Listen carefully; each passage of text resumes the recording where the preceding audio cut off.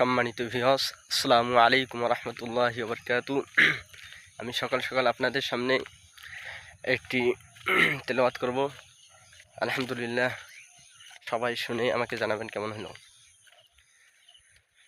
আউযু বিল্লাহি মিনাশ শাইতানির রাজীম। বিসমিল্লাহির রাহমানির রাহিম। والمحصنات من النساء إلا ما ملكت أيمانكم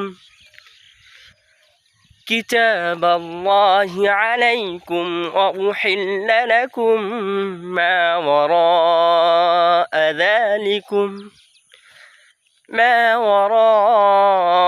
ذلكم أن تبتغوا بأموالكم محسنين غير مسافحين فما استمتعتم به منهن فآتوهن أجورهن فريضة ولا جناح عليكم فيما تراضيتم به من بعد الفريضة إن الله كان عليما حكيما صدق الله العظيم.